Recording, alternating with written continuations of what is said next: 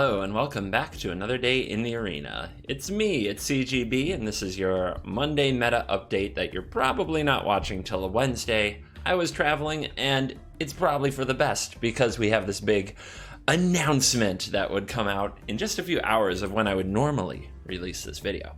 So, banned cards! Banned cards! Oh my god, bans! There are bans. So, alright, I promise I'll settle down. I'm just really excited to be back in front of the camera with all of you after 5 days on the road. And we knew about you, but look at this. Oko, Thief of Crowns, Once Upon a Time, Veil of Summer. Banned in Standard. Both Best of 1 and Best of 3. Cards on the Standard ban list can still be played in historic matches and in direct challenge, just so you know. Okay, so this announcement was, you would call a biggie. Here's all these sweet, sweet wild cards I got. And a few more. Just loading up those wild cards anyway. Look at this. Gotta set my audio. But yeah, that's the big news, of course. There was a lot of would they, won't they when it comes to banning a key mythic like Oko, with plenty of speculation on both sides. I know I was in the camp that they had to. They had to ban it. It was far too overpowered, and even if you banned all the things around it, it would haunt Standard forever. And they missed the mark so badly on creating a fair and balanced meta. They just had to show that they cared enough to fix it. And I'm glad that they did. I'm glad that they took the steps that they did and that Oko is now gone. But of course, the big question now is you've got maybe some wild cards back from that you used to craft Oko, and maybe your Once Upon a Times, some other things have changed. What is going to happen to the meta now? Once Upon a Time is an interesting one. It wasn't exactly one that I predicted, because Once Upon a Time serves sort of a role in this format. Once Upon a Time makes sure that mana bases for green decks aren't completely horrible. The problem is that not every color had access to it, or they could, but if you can't cast it later, it was a dead draw, which is pretty unacceptable in modern Magic, where it's all about tempo and every card matters. So, the banning of Once Upon a Time means that now the huge advantage to being a green deck is gone. Green decks just always had their turn 1 Goose or Edgewall Innkeeper, or they were able to fix their mana better because of Once Upon a Time. Other decks just couldn't do that, and as a result, basically couldn't compete. So now with that gone, we've leveled the playing field, and I think what we've also done is significantly slowed the pace of Standard. While the opponent could still have a turn 1 Edgewall Innkeeper and start running away with the game with adventure creatures, or a turn 1 Goose ramping into a turn 3 something, the Goose in particular is a lot weaker. So Gilded Goose, a lot of its ability to generate more than 1 extra mana came from the fact that they could play a turn 2 Oko and just start spitting out food every turn. If they wanted mana, they had mana. So Goose got a big power down. Once Upon a Time got a bit of a power down, a full-on power down. It got banned, but the green mana bases got a bit of a power down. So now I think the format's slower. And what's good for a slower format? A lot of strategies that we couldn't really play before. So you might see control in mid-range. That doesn't necessarily have to be all-in kind of green rampy Nissus type stuff, trying to rise again. And that's exciting. Let's take a look at some decks that might be rising from the ashes of this ban to be more interesting, and try updating some of the other decks. I'm going to quickly show you one of the great tricks of net deckerage. This is the Standard League deck lists for Magic Online. Now, Magic Online doesn't see as much play in Standard as they used to since the Arena was released, but they still publish deck lists that went 5-0, and for the love of God, it took them a long time to do this, but they've added an Arena export button. So if you want to be a net decker, what I do is search for MTGO deck lists. MTGO deck lists. Go to Standard League, pick a deck, click your button, and it will save a text document. Still not the cleanest use, but it'll give you this little text document that you can then copy. And then you can go in here, not the profile, and hit import. And then you can fail because, you know, Weird. Unfound non-premium card title. Anyway, that was a bit of a misstep, wasn't it? But anyway, I'll get those imported and then we'll check out some decks. Another thing I want to talk about first, there's a few things here. For one, you should read the ban announcement just to know about other bannings and just see what's overpowered. Brawl, Oko is banned. Legacy, Renin 6 is banned. This is a 2-mana Planeswalker. You thought 3-mana Planeswalkers could be bad. This is a 2-mana Planeswalker that got printed in Modern Horizons. Is never standard legal, but got banned in Legacy, which is a very old school format. And Vintage, the oldest of old school formats, Narset Parter of Veils is banned. So, too strong for Vintage. How about that? Also, some other things. I'm sure you already know this by the time you watch this. November 18th effective date, which means they're updating it today. And that's why you got to see that banned screen today. If you want to read about why they did what they did, obviously stuff we've talked about here on the meta update before, 70% of decks and so forth, then it's all here for you to read up on. Then there's another article that came out the same day. It is called Play Design's Lesson Learned. And this is a fascinating article from the game design standpoint. Now, I do not fancy myself a game designer. I have opinions about games like everybody else. I've never tried to really enter the realm of game design, aside from trying to make my own like blueprints for side-scrolling action fighting games like the original Ninja Turtles arcade game in art class. So, yeah, not a game designer. When I think about game design and when I think about Magic designers, I try to give the benefit of the doubt because I know that they care a lot about Magic. No matter what any of you want to say about the Play Design group, I know some of them. I got to meet some of them. I'm in touch with some of them. They care a lot about Magic, and mistakes were certainly made. But this article is absolutely fascinating. Now, just because I consider myself to know some of the folks doesn't mean I'm going to spend my life defending some of the ridiculousness that comes up. And quite honestly, when I read this, it doesn't answer most of my questions about how this happened. They do say that they learned some lessons. But yeah, you should read it. You should just read it. And the name of the article here is Play Design Lessons Learned, that you can find on the Main Wizards website.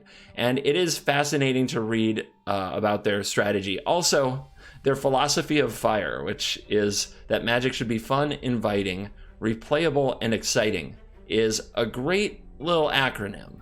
But there's kind of a brutal irony that their philosophy is called fire when you look at the dumpster that Standard kind of turned into on their watch. And I hope that they mean it when they say lessons learned, but when I read this article, there's still a lot of questions. I like that they put it out. Normally, they would just never say anything. Normally, you would get no article or press release to address their mistakes or what they hope to change or what they were trying to do. Normally, you would get nothing. So, I like it better than nothing. But honestly, the article led to more questions, I think, than I even had before, and unanswered questions from before. So, just something to think about. Something to think about. But yeah, check it out. Read it. All right, let's check out a few decks going into Standard here. And what is basically still very legal and what is not. And my this black deck wins this Jund Korvold sacrifice deck that people were really, it's made a few waves. It had a good win rate at the Mythic Championship. It was one of the top performing decks. This Korvold Fey Curse King deck had no cards banned from it. And do you like putting a cat in the oven? I think you will for a long time in the future. Also interesting that it's a Gilded Goose deck without Oko. So this is one of the few decks out there that I think can really take advantage of the food mechanic. Just the fact that it makes a permanent that can be sacrificed. Sacrificed to Korvold, sacrificed with a Mayhem Devil out here, sacrificed to Vraska, eaten by a Wicked Wolf. So I think that this deck is going to be a very interesting deck to keep an eye on going forward. A lot of raw power here. This Jund style Aristocrats is very exciting. What we also have in the meta is this blue-white control deck, but honestly, I don't think this blue-white control deck is going to hang. We'll see. I love Azorius control. I think I've made that clear in the past. What bothers me about this blue-white control deck is that there's a lack of solid early interaction. For 2 mana, you just don't have a good removal spell. The closest thing you have is Brazen Borrower, which obviously isn't very good against a 1-drop. It just keeps on coming. I think that now that food decks have been hindered and Oko is gone, aggressive decks have a real shot. This deck could only really exist in a world without aggressive decks because it is so slow, with so few early plays. Everything about it is slow. So I'm concerned about the health of this deck in the long term. I think it was specific to the Oko metagame, and I think that grabbing it immediately and thinking this is going to be the next big thing would be a mistake. You need early removal. Maybe a little bit of Esper, because black has Tyrant Scorn, and some options in that camp is the right way to go. Another deck that's going to survive here is Rakdos. And maybe now, with Once Upon a Time gone, and with everybody back to a more even playing field when it comes to making their colors of mana, you can get some Chandra Acolyte of Flame back into the deck. It was cut from many versions of the deck just because you had to curve out. You couldn't afford to miss your second red. You needed like black into double red, which this mana base just couldn't really do. Now maybe you don't need that. Maybe you can run the dual lands, the life gain lands, whose names I always forget, Blackleaf Cliffs, maybe? And you can get some Chandra in there so that you can gang up with Priest of the Forgotten Gods, Midnight Reaper. Now that's not a combo with Chandra, but Mayhem Devil and Rankle certainly can be a combo with Chandra, and really abuse that synergy. So I'm looking to get Chandra back in this deck and go for a more powerful approach as opposed to the straight kind of lean, mean aggression approach that the deck needed in order to contend with the Simic decks. Also rolling out here, some people have talked about Esper stacks for a while, the Dance of the Man stack. Is this deck back? Maybe?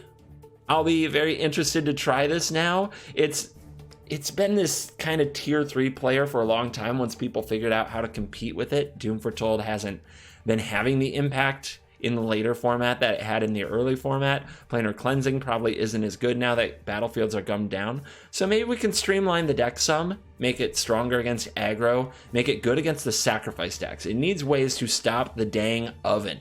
Now Doom Foretold can get the oven, and that's a big deal. That is not a small feat by any stretch of the imagination.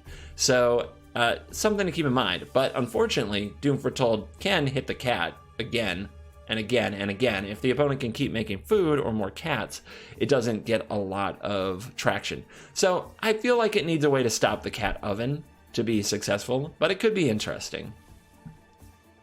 Another one, now we get into kind of the decks that were decimated, all these green-blue nonsense decks. One of the more popular decks towards the end of Oko's reign was the Sultai Sacrifice deck, and this deck relied primarily on the interaction between the Witch's Oven, Cauldron Familiar, and Trail of Crumbs. All of that is still legal, but when you cut Once Upon a Time and you cut Oko, what remains?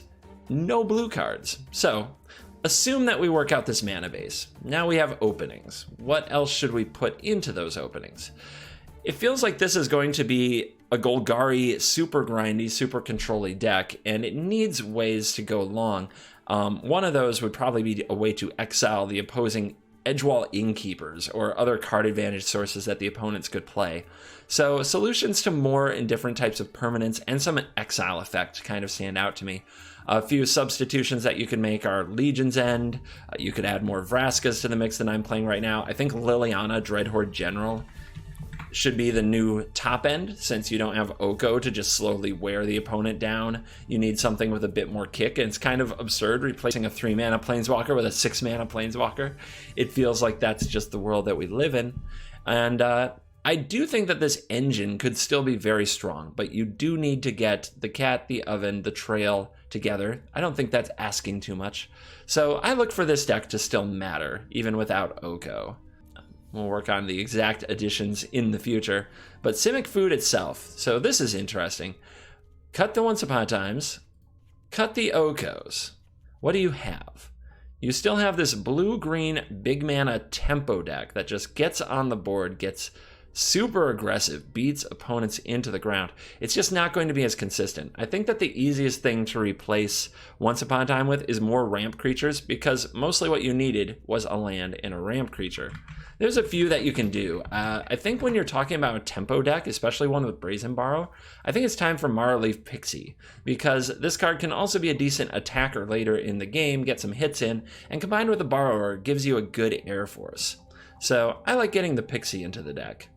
As for the next slot, another card that you may want to think about that does just kind of slow down the opponent, disrupt them a little, interact with them, and also be a payoff for Nissa is Voracious Hydra.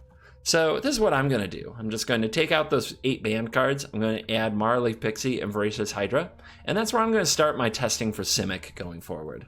Oh yay, this deck, Simic Flash. Well, all that it's losing are 4 Once Upon a Time, and to be quite honest, it didn't really need it. It fit the deck just fine, but it definitely wasn't necessary, and in its space, we can have more counterspells. My current version wasn't running Quench, although Quench is definitely a strong card. I'll just throw those in. You could also make it Mystical Dispute. Wildborn Preserver has been cut back on in a lot of lists, so maybe that's a decent cut. Some versions might add like Nissa. I saw Nissa Who Shakes the World in the version that did the best at the Mythic Championship in Simic Flash. So yeah, a pretty easy substitution pattern for Simic Flash, and as much as this deck is annoying, and if something could be banned, I'd kind of like it to be this, it wasn't phased very much. I think the best thing we can hope for to push Simic Flash out of the format is the return of Teferi, because I think that Teferi Time Raveler will be played a lot more now that Oko isn't basically shoving him around. Oko was outclassing Teferi in these decks. Now if they want a 3-mana walker, they may shift to playing Teferi. And if Teferi is more widely played, this deck is much harder to play, although it did exist in a world with Teferi before. Another thing that can push this deck around is very intense aggro. Cheap mono black aggro. One of the best cards against it is Knight of the Ebon Legion. So this coming down early and letting you use your mana without risking a spell getting countered is pretty strong. So something to keep in mind. Black aggro, red aggro, I think those might be players again with Oko banned, and I think that those have a good matchup with Simic Flash, so maybe that will tone down the flashiness, if you will. And then Sultai Food, the most played deck at the Mythic Championship.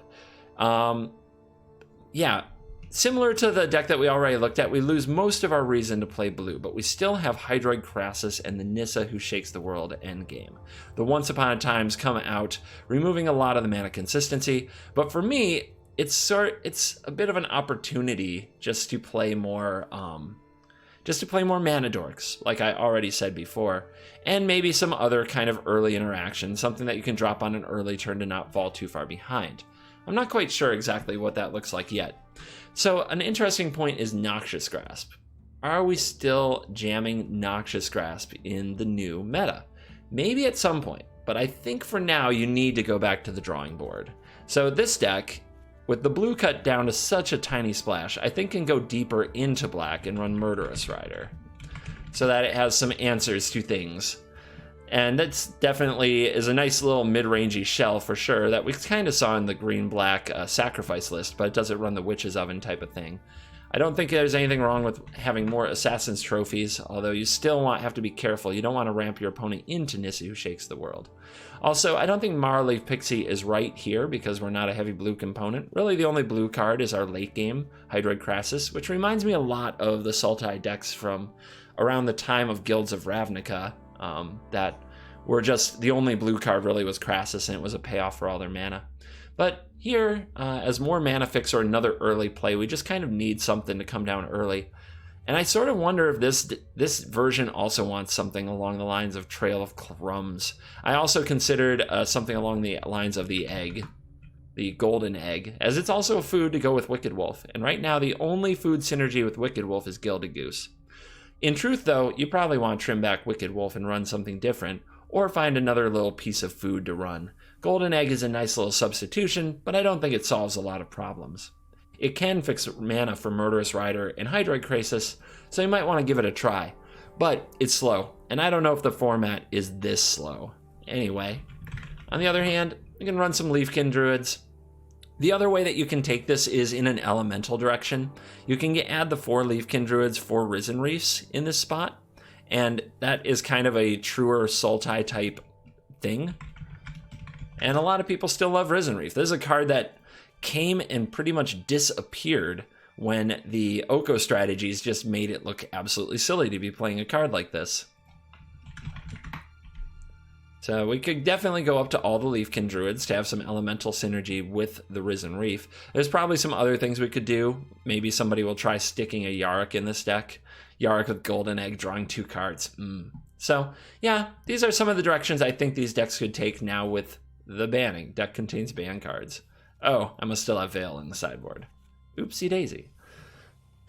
So those are some examples of where I think the format will go. It's exciting because there's a Twitch Rivals tournament today. I was invited, just so you know, and chose not to play. I just got back from traveling, had no time to test the format, and I definitely need a day of recuperation. But I might hang out on Twitch and watch some of the matches, so feel free to swing out and have some fun.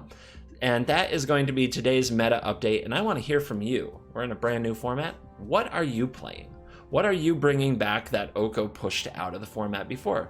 What is your new tech of choice? What's the new hotness? Please leave me a comment. We're going to go play some nonsense with a deck from my Discord, because, you know, a deck every day, that's a CGB way.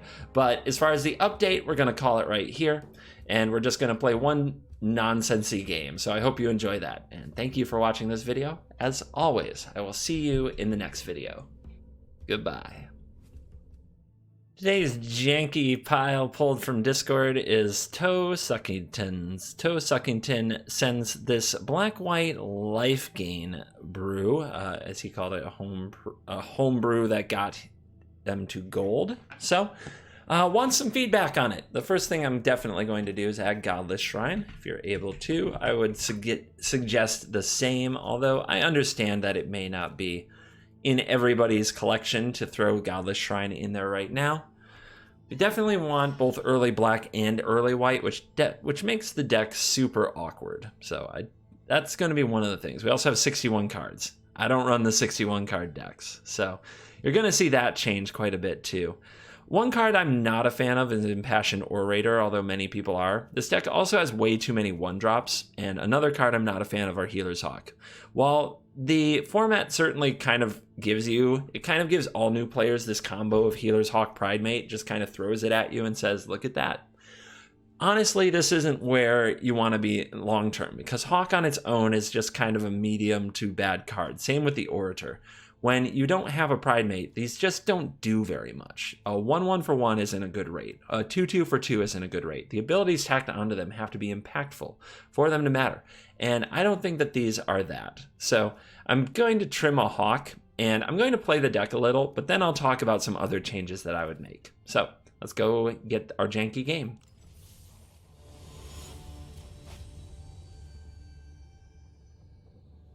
Two Witches' Ovens, 2 Orators. This is an example. This is an example of the bad hands that happen when you have too many medium cards in your deck. The Ovens don't do anything without a cat.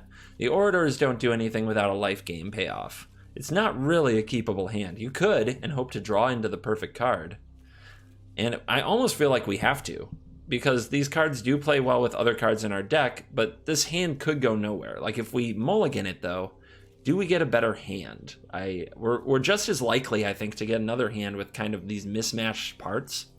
But I'll keep this.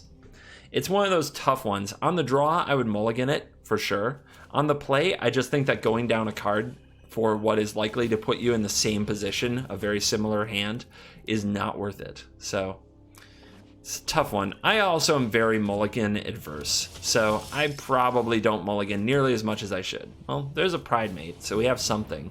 And we have an Orator to get in the way of this Knight of the Ebon Legion, which our opponent starts off with. The main reason that Knight of the Ebon Legion is a great card is on its own, it's just a better card than almost anything else in the 1 or 2 drop spot. All of the cards that we have here are not as good as a Knight of the Ebon Legion unless they work together. So there's a turn 2 Thought Erasure. That's really sad. Takes the Pridemate we drew, the payoff card for the deck. But of course, any removal spell or any discard spell kills Pridemate, which is part of why Pridemate's a pretty bad strategy overall. or at least a weak strategy. So you have to find ways to make it redundant, to get it to do more. All right, let's play second Ordor, because we can. Play second Oven. Now we're waiting for a familiar for those to matter. And attack. I do think that the combination between Oven and Cauldron Familiar can still be worth it. It's one of the only absolutely powerful interactive synergies this deck can possibly do that works. And so I'm not opposed to it. Well, we're getting disinformation campaigned. What a great curve for the opponent. Just absolutely devastating. We have very little going for us. Our hand is completely empty. They have 5 cards. We know how much I love being on this side of the board. So let's send the Ordors, because we can. Let's send out the Vampire of the Dire Moon. And end the turn. And now with a completely empty hand for us, our opponent fully loaded, we're just waiting for like Ritual Soot or something to completely end the game. And it's Narset, Parter of Veils. Well, that's obnoxious. That just means the opponent has a lot of card selection. Can they find the right card? They find a Legion's End. That's decent, but it won't get both the Orders because of the Oven.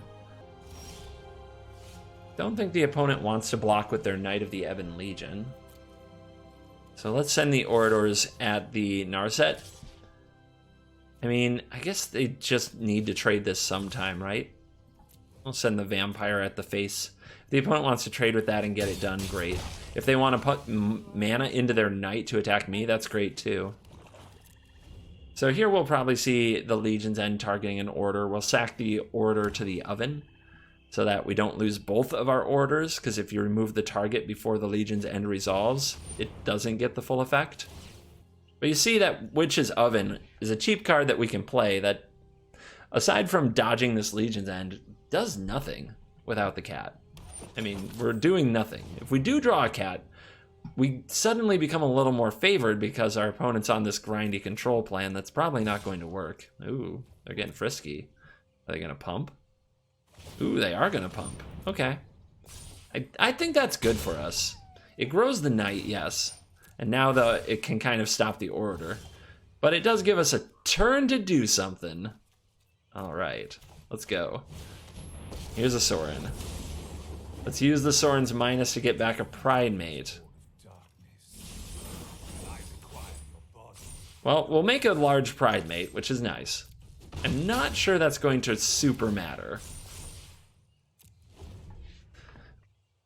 The opponent almost certainly has a way to kill it.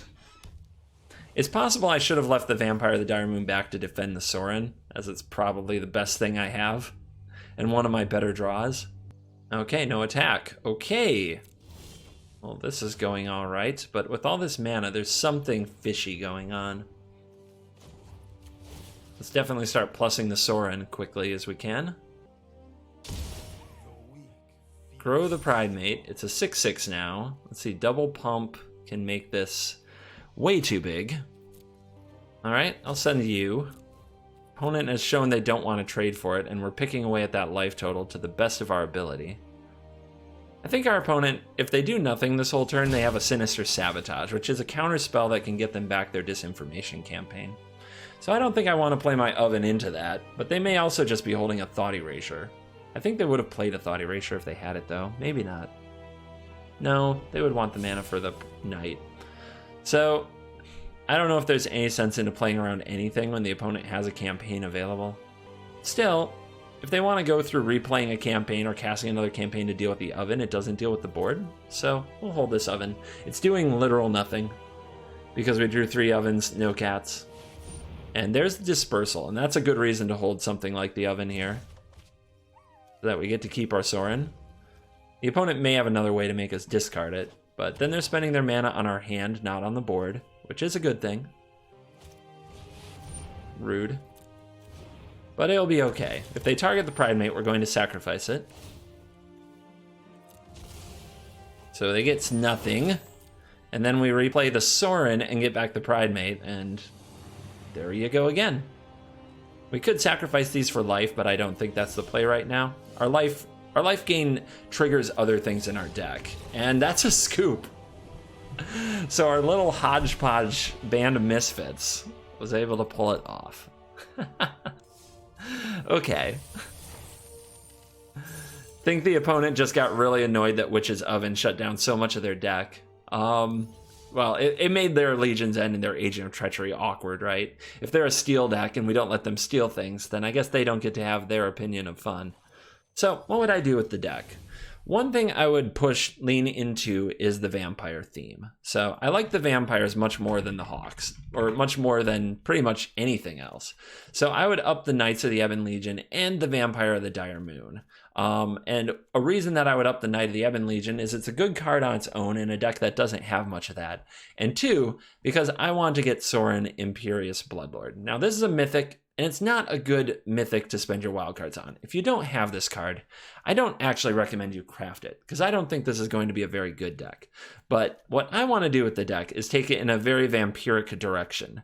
I want the life gain to kind of fuel these vampires and create other combos in the deck. So I want to pull out things like the Hawk and the Orator. I want to push a vampire theme with Sorin, because Sorin also hands out lifelink, +1/+1 counters. It's very strong with other vampires. The other thing that I would love to push with the deck, if you're not going to do Sorin, is Midnight Reaper. Midnight Reaper is one of the good payoffs for having a lot of life. You can convert your creatures into cards. Cards are much more valuable than life, in most cases. So having Midnight Reaper in the deck with the Cat Oven combo can draw you a bunch of cards. Combine it with Cruel Celebrant, you still gain a lot of life and you do a bunch of drains. Combine it with a Pride Mate, you can still have a Giant Pride Mate, although I don't like a Johnny's Pride Mate at all. But I can see that's kind of the payoff for the deck, so I'm not going to hit it too hard. Revenge of Ravens is another card. It's so strong against certain strategies. There's enough mono red that it can certainly make mono red mages sad, and that matters. I like that. But it's not a card I would run in a vacuum, and not a card that I believe in. So I get that I am not the type for this deck. I am way too skeptical and cynical for a deck like this. Whereas people who want to believe in a Johnny's Pride Mate certainly enjoy this type of strategy and seem to play it a lot, because this is one of the most common strategies you see on Arena in any kind of free play or early game stuff. So I recognize that there's some belovedness for this deck. I just have none of it. So I love a Johnny Strength of the... If you're going to do it, again, I wouldn't spend a mythic on this, but if you're going to go this route, a Johnny Strength of the Pride is a really good card in that you just get more Pride Mates. So if you have this, you should run it. I do love Sorin. I think Sorin's the best. I think after Sorin, you run a Johnny over something like Revenge of the Ravens. And if you're leaning in this direction where you're still doing the life gain thing and you got the sacrifice engine, but you don't have the other Sorin for the vampire theme, you can cut the Knight of the Ebon Legion. It is a great card on its own. It outclasses most of this, but this is clearly a synergy deck that we've built. We're just trying to draw a bunch of cards, do a bunch of things. I also don't know if Murderous Rider is the right removal spell. It's a little hard to cast at double black. Maybe there's something else that should be there instead. But those are some options of where to go with the deck. Thank you very much. The creator of this deck also supported me on Patreon to get more feedback on where to go with the deck from here now that they're in gold. And I wish you the best with it. In general, healing is not a successful Magic strategy. It's almost always a trap, but there are some neat things you can do right now with the Cat Oven combo, and combining them with Midnight Reaper has to be one of the best. Combining them with Cruel Celebrant and a Johnny's Pride Mate is certainly a bit on the memey fun side, but can have its good matchups. So there you go. Thank you for watching this video, the Monday Meta update brought to you on a Wednesday to celebrate the Oko banning, and as always, I will see you in the next video. Goodbye.